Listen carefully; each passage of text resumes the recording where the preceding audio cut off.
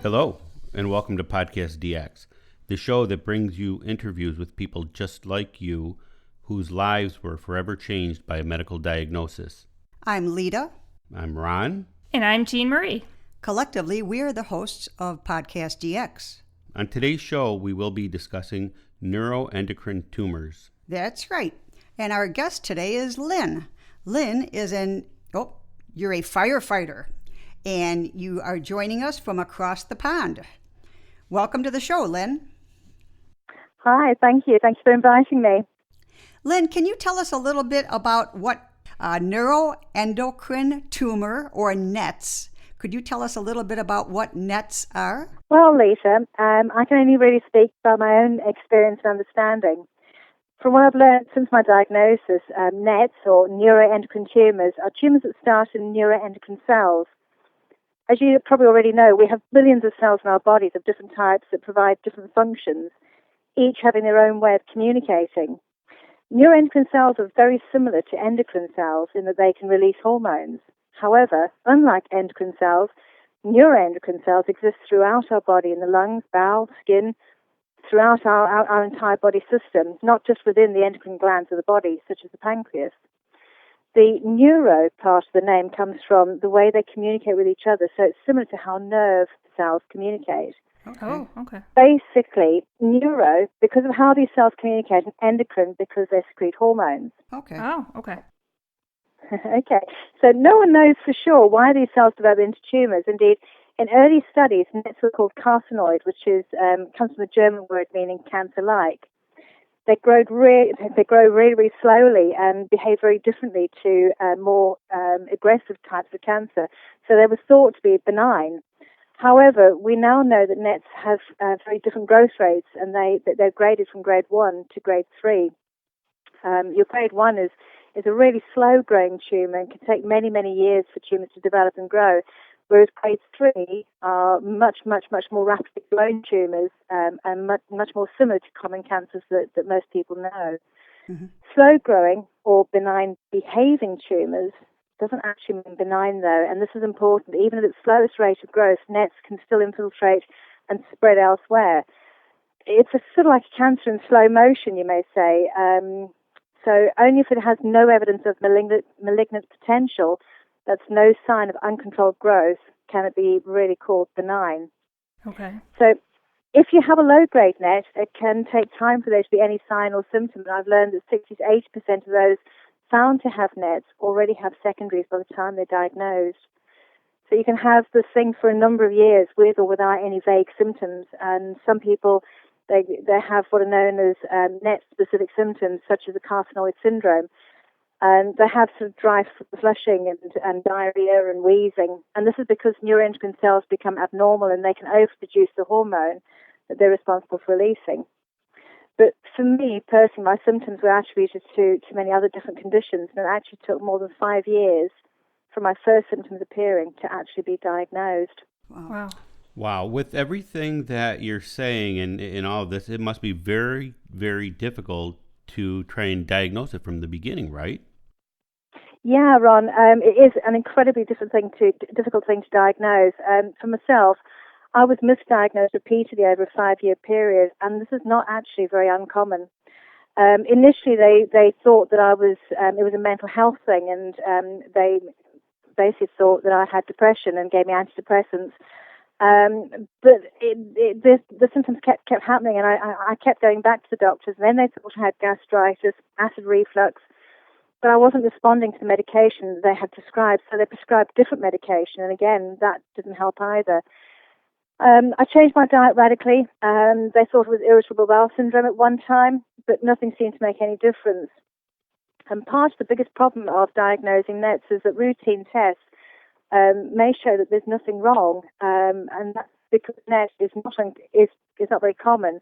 So many primary care or hospital doctors may even think may not even think about it. So won't request for specific investigations required to diagnose NETs. There are also many different types of NET tumors with different size, symptoms, rates of growth. No two people are actually the same. NET-specific tests include not just your normal CTs and MRIs, but different scans such as octreotide and a much newer one, which some of your listeners may be aware of, which is a gallium-68 PET scan. Beyond routine blood tests, you may also have what's known as a chromogranin A test, and there's a gut hormone test, and also a 24-hour urine test. Wow. So they are difficult to see. Yeah, it sounds like it's very, very, very complex. I was wondering, Lyn, are NETs possibly triggered by environmental issues? And we spoke recently with the chief medical officer for the New York Fire Department, and he discussed how many problems that the men and women that were first responders to the 9/11 attacks, that they're having, those are the result of working in toxic conditions as part of the 9/11 recovery and cleanup. And could the neuroendocrine tumors be the result of environmental issues? Because she's a firefighter. Because right. you are a firefighter. This is actually a really, really difficult question to answer. No one can really say for sure. Personally, and this is my very personal opinion, I don't think so. I certainly doubt very much that my work as a firefighter has anything to do with this. And this is partly because our health and safety regulations here in the UK that govern our work as firefighters is very, very different to that of the States. Okay. But having said this, there's a great deal of research being undertaken to try and find a cause. It could be genetic, and some NETs appear to be genetically linked, but some environmental, and we think that there's possibility of a combination of both. But the research just isn't there at the moment, and we just don't know. Okay. The certain genetic conditions that may increase the risk of NETs include multiple endocrine neoplasia, neurofibromatosis, and a type of NET that affects the adrenal gland. And the name is quite difficult to say, so pardon me if I say it wrong, but it's known as pheochromocytoma. Okay. Interesting, my uncle passed away a few years ago. He also had neuroendocrine tumors, but he was related to me through marriage, not through genetics. And he was Portuguese. I grew up mainly in Portugal. I grew up in Zimbabwe and Southern Africa. So even there, environmentally, things were very different. Sure. Okay. Lyn, what were your symptoms? What finally led you to get your diagnosis of neuroendocrine tumors?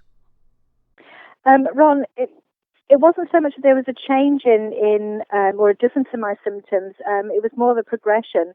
5 years prior to diagnosis, I started to experience abdominal pain. This increased, and it seemed to be, although not always, but it seemed to be related to food. So eventually I was tracking and charting everything that I did, all my exercise, even the weather, my mood, stress levels at work, my monthly cycle, food intake. I was breaking things down specifically into carbohydrates, proteins, fats, dairies, calories, etc. I kept track of everything from the time of the day when I'd eaten, number of hours or minutes I had pain, the intensity of the pain, how long it lasted for. The records were quite astounding, actually, when I look back over them. I kept a record of all the medication I'd taken and charted whether this had actually helped or not. Now, prior to me experiencing this, I very, very rarely ever went to the GP or saw any medical practitioners. But during this time, I must have visited my local GP probably up to about 40 times, 40. Wow. So it was a big change for me. I was referred to a number of digestive specialists over the years. Had many different CT scans, ultrasound scans, X-rays, blood tests. Remember, I said earlier that it is very hard to see these tumors. They gave me various blood tests. I gave more stool samples than I care to remember, and was diagnosed sort of with all manner of ailments, none of which really appeared to fit my symptoms in their entirety. So I researched everything. I looked into the digestion of proteins in particular, which is a very complex system to digest. And I cut out red meats, which is the most difficult meat to digest. I went lactose-free, gluten-free, stopped drinking caffeine, and I love my coffee. Mm-hmm. And I tried absolutely everything, but still the pain was persisting, and it was actually getting worse and worse and worse. I had colonoscopy, endoscopy scans. They poked and prodded and gave me various degrees of advice that ranged from the plausible to the downright ludicrous. I knew there was something seriously wrong. I could no longer lie down at night. I was sleeping bolt upright, slumped forward over my pelvis. It was really uncomfortable, and I hardly got any sleep. But the excruciating pain that I experienced when I was lying down just wasn't worth it. Yeah. So during this time, I ended up in our accident emergency A&E department, which I think you call ER, emergency. Yes. Mm-hmm. Yes. Yep. Yeah, that's it. I was taken to the emergency department probably 8 or 9 times by ambulance. I had morphine and what have you given to me. But during this time, the morphine just didn't seem to even touch the pain. Wow. I still had to stay upright and I had to wait for it to pass. Eventually, I was given an appointment at another hospital, just another consultant, another hospital, and I very nearly cancelled it because I thought it was a locum doctor, which is a temporary sort of stand-in, if you like. Okay. Yeah. And I sat down with this chap, and he listened to me, and for the first time in the 5 years, he actually really listened to what I was saying. He was honest with me and said, he might not find anything, but he was going to start the test from start to finish, and he was going to check everything, and he did. Wow. What tests were done to actually help pinpoint the diagnosis at that point? Well, Lisa, the locum consultant sent me for more CT scans, but this time with contrast agent inside of them. He called me back in, and I had another scan, this time with a bowel prep, which was revolting tasting. And we've had that for colonoscopies. We know you those. know the kind they get your bowel working in overdrive. Yes. Not very pleasant. No. And then he gave me an injection of some kind, which relaxes the muscle systems. Oh. That made me temporarily blind for a time because my eyes weren't focusing, so I couldn't see. Oh my so God. that was 2 hours sitting on the toilet and almost blind, which wasn't much fun. No. But when he reviewed everything, he had a look at my small intestines, and he thought he found something in there. And he sent me for something known as an octreotide scan. And it was then that my world was changed, because he found in my ileum, which is a part of the small intestine, he found a tumor. Wow. Oh, wow. Yeah. That is a story. Wow. Yeah. Jeez. Terrible. Yeah. What you had to go through. But I'm glad you finally found the physician that really took the time to listen to And you. here it was a temporary guy. Well, yeah. Well, a stand-in. A stand-in. Right. That's wonderful that he was there. Well, we're happy you were able to finally get a diagnosis. Mm-hmm. And once you had your diagnosis, how did that change your life? Well, any diagnosis of cancer is going to pretty much turn things upside down. During all of this, I had moved house. I'd started to live in a static caravan. My husband and I had decided to buy a house, partly demolish it, and rebuild and renovate it. In addition to that, we decided to get married. We had a fantastic medieval wedding with about 40 close family and friends. And the local vicar came along and accepted us all dressed up in our medieval costumes, what have you, knights, jesters, kings, etc.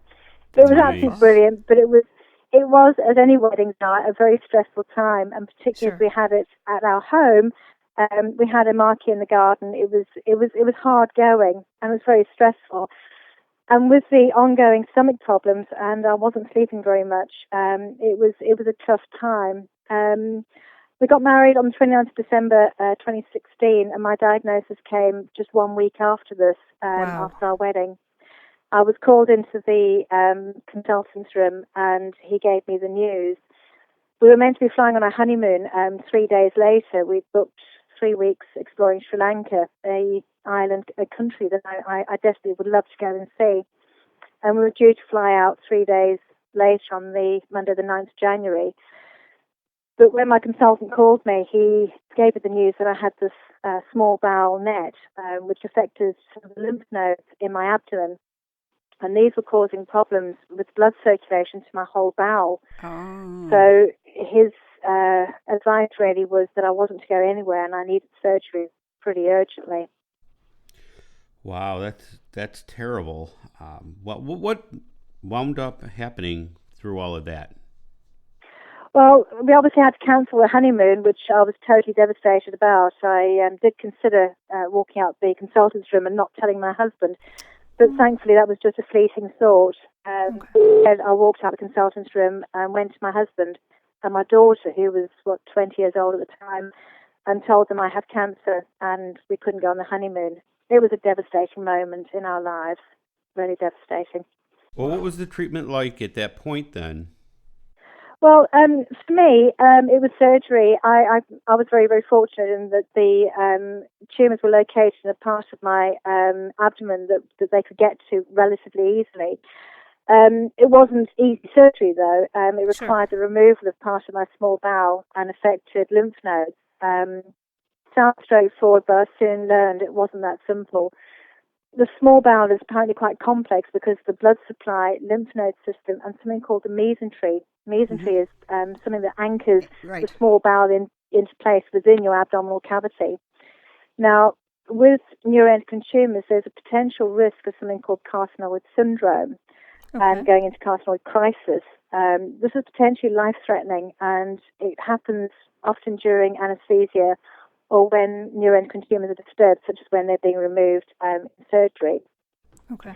Any sort of adrenaline increase in your body sets off a chain reaction with the tumors, and they react by releasing a host of hormones that can affect the heart rate, blood pressure, breathing. It's sort of similar to collapse or anaphylaxis, which is a severe allergy reaction. There's still some ongoing debate about how best to prevent this crisis from happening, but here in the UK, hospitals are advised to follow the UK INET's guidance, which recommends octreotide infusion, which is a preparation you get prior to surgery as well as during the surgery. Well, thank God that they knew what they were looking. Can you imagine if they did a exploratory surgery just to see what it was and not knowing what it was? And then they didn't have that octreotide, is that what you call it, the infusion? Octreotide, Right. I mean, that could have done you in right there. So thank God that doctor, he was at the right place at the right time. Was there any support available for you as you were going through this? Well, actually, Lisa, the way I ended up going, I did a lot of my own research, and this is something that I would advocate, is that people really research things.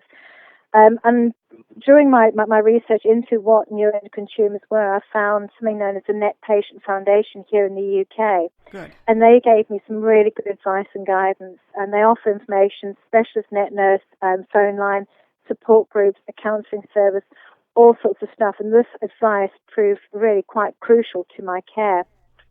Very good. That's wonderful. And it does sound like you are very well versed on everything going on, and that's amazing. And did you end up going to a specialist for this? Yeah, I did do. Initially, I was lined up to go and see the local surgeon from the local hospital that actually diagnosed me in the first place. Okay. But when I spoke to the specialist neuroendocrine team at the Net Patient Foundation, they supported me in providing me with a list of questions to ask the surgeon.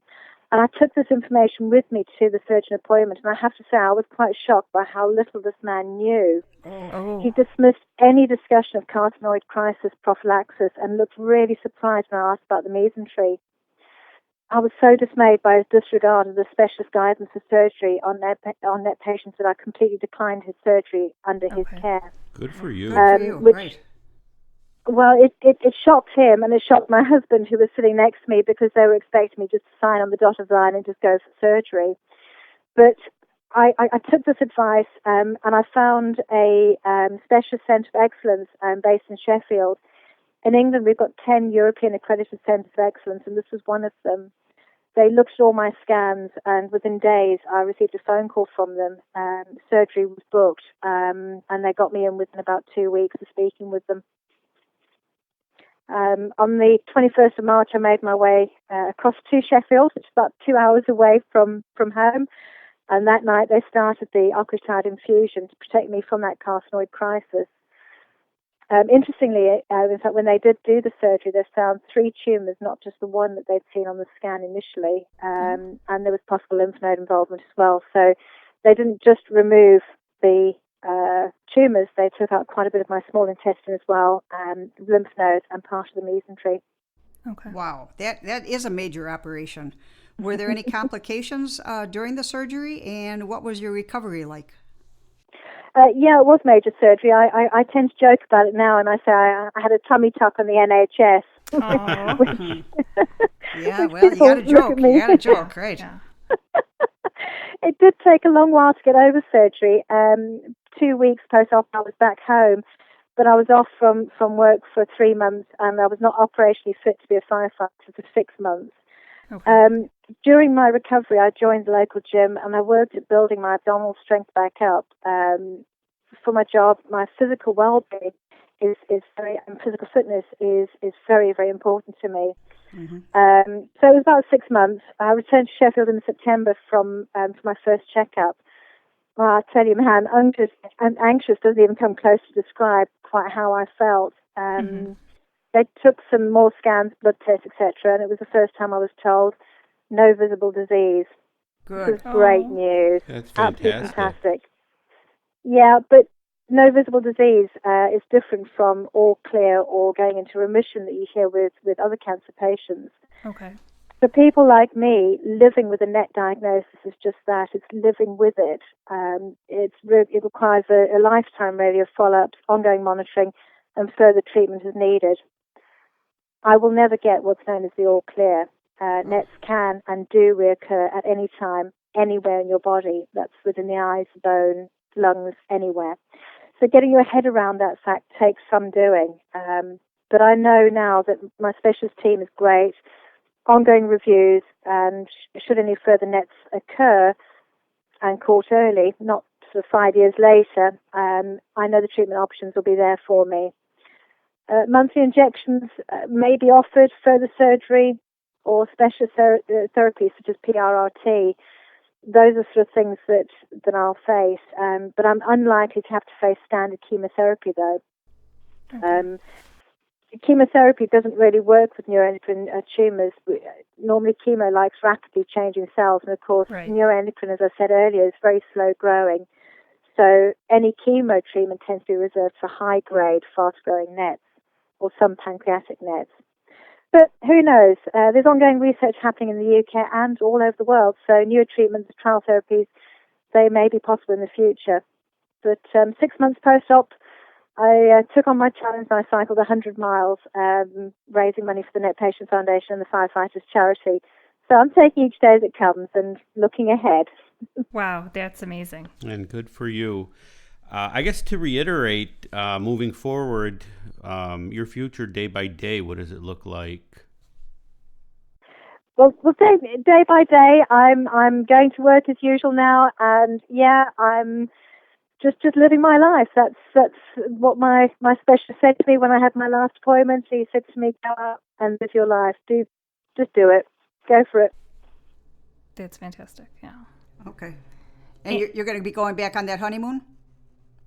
Well, actually, some good news on that one. Okay. In my last review, they said to me I'm good to travel, so our honeymoon is booked, and we're off to go to Thailand, New Zealand, and Bali in November. Great news. Oh, wonderful. Excellent. Oh, yeah. Wonderful And wonderful time to go, too. Well, I think anytime well, is probably a wonderful time of to course, go there. Of course. Well, you know what? I find your story incredible, and your strength is admirable. And I hope that others who hear your story can learn from your successes and realize and keep a positive attitude, you know, while they're fighting their diseases. And also just that research is really the key here. Research for your own personal for your own care. Right. That you have to be the one in control of your care. And thank you so much for joining us from all the way in the UK. Do you have any last minute tips or advice or hints for our listeners before we wrap up today's podcast? Yeah, absolutely. First of all, thank you all for inviting me to talk. A bit of a hint or a tip to listeners. The main thing really, be your own advocate. Question everything. You know, support yourself. Find out what's out there. But also equally, enjoy the support from your own friends and families, whoever lets you be you. Be realistic, honest, and contact your local NET patient foundations, etc. There is a global list on the INCA website. Google it; it's out there. And see a NET specialist if you have any of the symptoms and signs that I was talking about. get hold of a specialist. They will know what they're talking about. Okay, we'll definitely post that on the website. Yes. Yeah. Thank you so much, Lyn.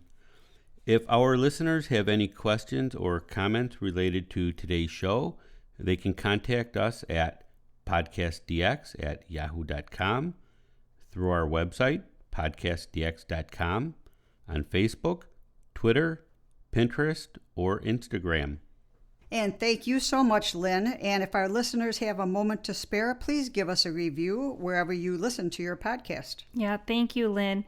For our listeners, please keep in mind that this podcast is not intended to be a substitute for professional medical advice, diagnosis, or treatment. Always seek the advice of your physician or other qualified healthcare provider with any questions you may have regarding a medical condition or treatment and before undertaking a new healthcare regime. And never disregard professional medical advice or delay in seeking it because of something you have heard on this podcast. Till next week.